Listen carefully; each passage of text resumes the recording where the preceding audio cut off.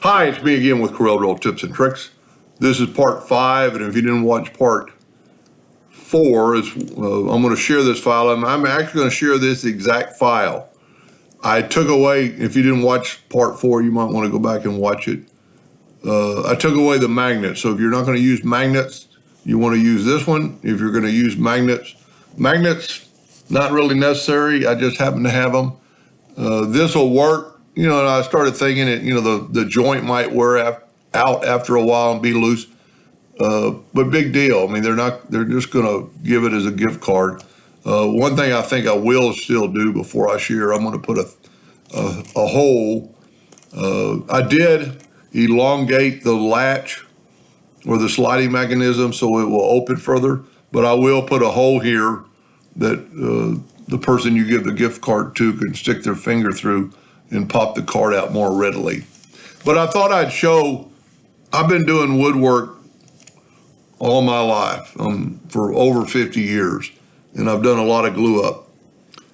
So we're going to glue up the one that doesn't have the magnets. Doesn't really matter. I'm just going to get these out of the way, and they're basically 4 parts, 4 layers. I would glue this one first, these 2 first.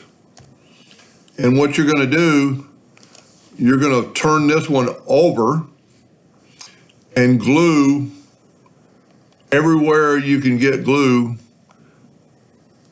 closer to the outside.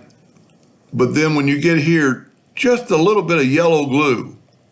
You don't want to get any glue on the outside of the joint. If you do, you can wipe it off. That's why I say glue this one up first. Put a little wood glue, take a brush, and then sandwich these 2 together and put some weight on them. Wax paper between them, or on top and bottom. Put a little weight on them. Let them sit only like 15 minutes. We're not producing anything that's really ultra strong. So I would glue those 2 first. So now you have one piece. And the reason I would do those first is because I'm going to take the bottom and I am going to glue these 2 pieces together. So these are identical. It doesn't really matter which one you do. Just try not to get any glue near this or near this. Do your gluing outside. Stay away from the sliding mechanism. You can always wipe that off with a damp rag. Try not to get any glue in the joint because the joint's pretty precise.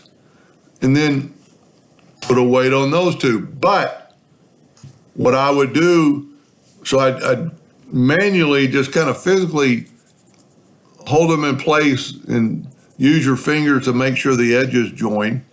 But then I would put this piece in right on the money before I put the weights on it.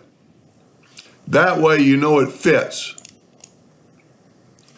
And you can actually try sliding it in and out to make sure you're okay. Now, once it's glued, then, try sliding it. If it's a little bit too tight, you can sand a little bit of these edges on both these pieces because they're going to be glued together. I wouldn't sand anything, don't sand anything on these edges, but sand this little bit of edge and this little bit of edge, and it should not have any problem, but you could sand all that stuff. Now, the only other thing you need to really watch out for is when you glue the other piece on, and I should probably turn these around.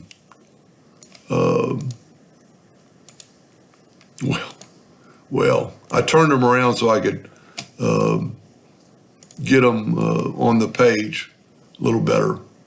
Now, don't glue this piece on. Take your other pieces out. It'll be one piece. Matter of fact, for that, I'm going to group it together. Let's Control G to group that together.